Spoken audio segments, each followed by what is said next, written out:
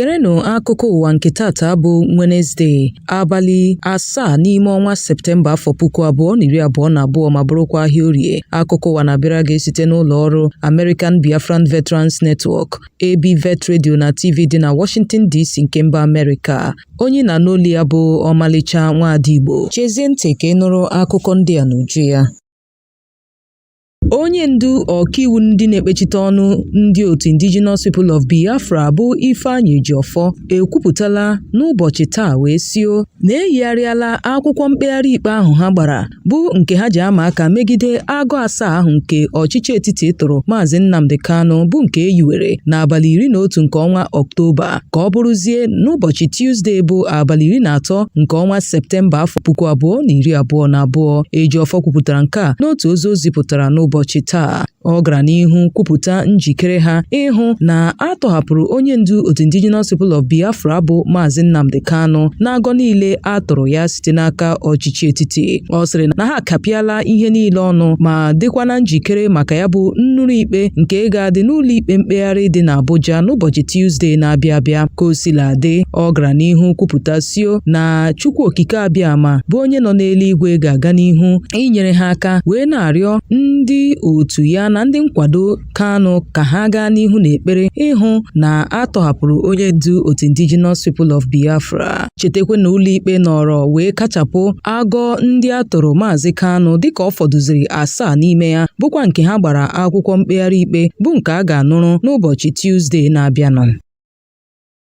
Aka na-achị steeti Benue bụ Samuel Otom agwala mba Amerịka sio na ndị Fulani na-achị nnama bụ nnọọ ndị na-arụkọ ọrụ ha na otu ndị na-eyi ndụ egwu naanị igbu ndị aka ha dị ọcha na steeti ya nakwa na Naịjirịa. Gọvanọ kwuru nke a mgbe ụlọ ọrụ Epoch Times TV dị na Washington DC na mba Amerịka gbara ya ajụjụ ọnụ. Otom n'oge a na-agba ya ajụjụ ọnụ bụ nke nwa amadi Douglas Bolton nọ n'isi ya rụtụrụ aka ma sio na ozi ya nwetara kọwara sị na ndị a na-eyi ndụ egwu bụ ndị gụnyere ndị otu Boko Haram, ISIS, ISWAP nakwa ndị Fulani ọchịnnama bụkwa ndị na-akpa egbe akpagharị na-arụkọ ọrụ naanị imejupụta otu atụmatụ. Gọvanọ rụtụrụ aka ma sio na ndị a na-eyi ndụ egwu bụkwa otu ndị ahụ bụ ndị na-akpagharị ma na-aza aha dị iche iche wee na-akụsu ọgbaghara na Naịjirịa. O kwupụtara sio na ha na-agbakọta aka wee na-ebutere ndị Fulani a ngwa agha naanị ka ha ji wee bibie ndụ. Dịka ọ sịrị na dịka akwụkwọ nsọ kwuru na onye ori abịaghị naanị ka o zuo ori kama ọ bịara ka o gbuo ma bibikwa ndụ.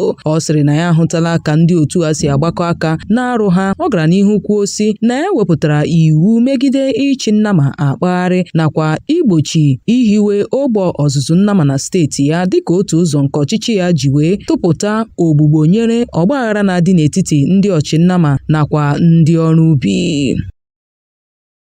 Anwụchiela Alhaji Tukuro Mamu bụ onye na-enwe mkparịta ụka n'etiti ndị ekperima nakwa ndị njem ahụ atọrọ n'okporo ụzọ awara awara sitere Kaduna gawa Abuja n'ọchịchị etiti Naịjirịa. Anwụchiri nwa amadi a na Cairo bụ isi obodo mba Egypt mgbe ya na ezinụlọ ya na-eme njem. Mamu na ezinụlọ ya nọ n'ụzọ na-aga na mba Saudi Arabia maka mmemme Hajj bụkwa onye akpọchibidoro n'ọdụ ụgbọelu Cairo International Airport ruo 24 ma tukpukwa ya n'ụgbọelu ma gbara ya ụgbọ nwamkpi tụlata ya n'obodo Naịjirịa. Mamu hapụrụ Naịjirịa n'ụbọchị Tuesday ma dịka ndị ọrụ nchekwa mba Egypt gbasịrị ya ajụjụ ọnụ ma mee ya nnyocha ma ahụghị ihe dị aṅaa n'aka ya ka ha tukpuru ya n'ụgbọelu wee tụlata ya na Naịjirịa. Ka o sila dị, o kwupụtara sio na gọọmenti Naịjirịa na-ama amụma ịkpọchibido ya n'obodo ọzọ dịka ha si wee kpọchibido onye na-achọ nnwere onwe ndị Yoruba bụ Sunday Igboho. Ka o sila dị, ọ sịrị na mgbe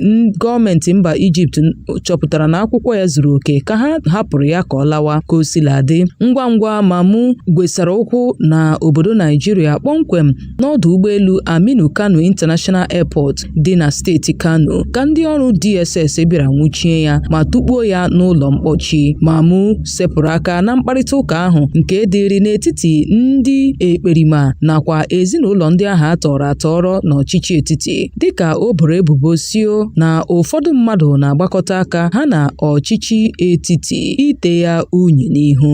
Kosiladị, ọtụtụ ndị mmadụ eboola nwa amadi ebubo wee sio na ya na ndị na-eyi ndụ egwu na-emekọrịta ihe bụkwa nke ọ gọrọ ụkwụ ya n'aka ya.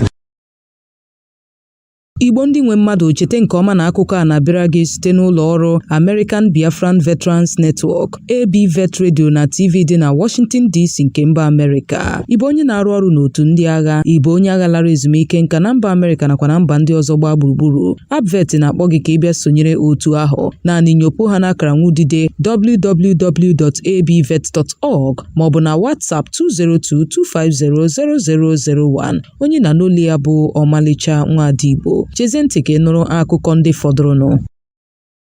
Dịka ọ gasịrị abalị 4 ndị na-eyi ndụ egwu zọchiri n'obi okpukperechi Jumat dị na mpaghara Zugu na steeti Zamfara wee tọrọ 44 ndị bịara ofufe ụka alakụba. Ha agbagbuola otu onye wee tọhapụ ndị ọzọ. Otu onwa amadi bụ onye bịara ofufe nrọ n'ụbọchị ahụ bụ Babangida Muhammadu ka ha gburu ma tọhapụkwa ndị ọzọ. Kosiladị, n'oge atọrọ ndị a ka ezinụlọ Alhaji Junaidu nakwa ndị ọzọ gbakọtara aka wee tụkọta nde naira 5 wee kwụọ ndị ekperima tupu atọhapụ ha. Mana oge ọ na-agwa ndị nta akụkọ okwu, ọ na-ekwuchitere ndị uwe ojii bụ Mohammed Shehu kwupụtara ntọhapụ ndị atọrọ atọrọ mana ọ rụtụghị aka n'onye ahụ egburu egbu. Kosiladị, Shehu gara n'ihu kwuo sị na ha na-agbasi mbọ ike ịhụ na echekwara ogbe ofufe nrọ dị iche iche. Chetakwa na ndị ekperima nọrọ na mbụ kwuo sị na ndị a ha tọrọ atọrọ ka ha manyere ịrụ ọrụ n'ubi ha, ebe ọ bụkwa na owuwe ihe ubi ọka wit eruole, bụkwa ihe mere ha ji wee tọrọ ha ka ha gaa rụọrọ ha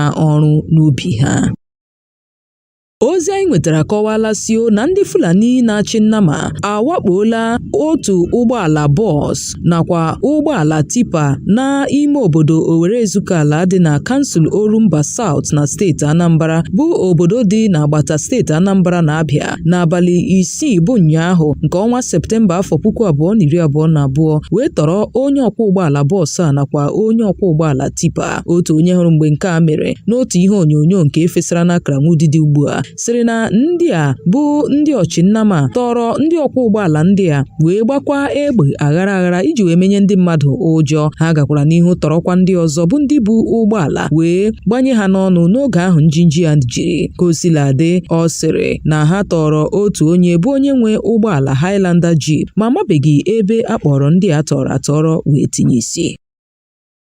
Anwụchiela otu nwaanyị bụ onye kwupụtara na ya bụ onye Reverend Sister, onye aha ya bụ Maureen Wechunwu, n'ime obodo Alu dị na kansụl Ikwere na steeti Rivers. Anọkwara n'otu aka ahụ wee tọhapụ ụmụntakịrị 15 bụ ndị nwaanyị a tọrọ bụkwa ndị ọ na-achọ ire ere. Ozi anyị nwetara kọwara sio na ndị uwe ojii nwetara ozi wee zọchie n'ogbe nwaanyị a na-atụ mgbere bụkwa nke dị na Ọmụigwe nke dị na Abuja Phase 2 Alu na kansụl Ikwere na steeti Rivers wee nwụchie nwaanyị ya bụ Sister Maureen Wechunwe onye gbara 44 wee tọhapụkwa ụmụntakịrị dị 15 n'ọnụọgụgụ bụ ndị dị n'agbata afọ 7 ruo n'afọ 9. Kosiladị, nwaanyị a n'oge a gbara ya ajụjụ ọnụ sịrị na ya bụ onye Reverend Sister bụrụkwa onye otu Ladies of Victory Missionary Sisters nke dị na mba England. Dịka ọ sịrị na ọ bụ naanị ya bụ onye nnọchite anya ha nọ na Naịjirịa. Ọ sịrị na ya na-elekọta ụmụ ndị ara mụrụ bụrụkwa ndị na-enwe nne enwe nna ebe a na-akpọtara ya ụmụaka ndị a. Ọ sị na mgbe ụfọdụ na ya na-akwụ ndị kpọtara ụmụaka ndị a 10,000 naira 5, 10,000 naira 6 maọbụ 100,000 naira ọ bụrụ ma ha rụgide ya ka ya nye ha ego. O kwupụtara sio na ya abụghị onye na-ere ụmụaka, kama na ụmụaka mgbe ụfọdụ na-eji aka ha wee bịakwute ha. Mana kpọrọkọta gbara n'ihu ehi mgbe ụmụ nwaanyị abụọ bụ ndị hụtara ụmụ ha n'oge a nwụchiri nwaanyị a zọchiri wee kọwaa sio dịka otu nwaanyị bụ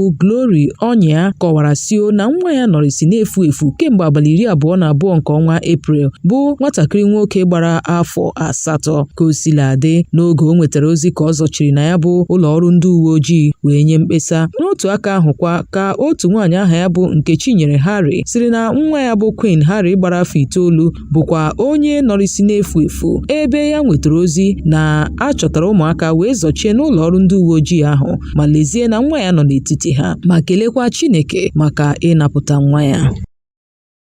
Igbo ndị nwe mmadụ a sị na ọkazi anaghị eju akpa ekechie ya ọnụ, ya mere n'ebe a ka anyị ga-achịkọta ya bụ akụkọ ụwa nke taa. Cheta nke ọma na ọ bịara gị site n'ụlọ ọrụ American Biafran Veterans Network ABVet Radio na TV dị na Washington DC nke mba Amerịka. Ya dịrị nwoke mma dịrị nwaanyị mma, onye ahụrụ taa ka ahụkwa ya echi. Ndụ mmiri ndụ azụ, onye nụrụ olu ya bụ Omalicha Nwada Igbo. Ụbọchị nta ka anyị chụọ n'Owere nchi ga-emesịanụ.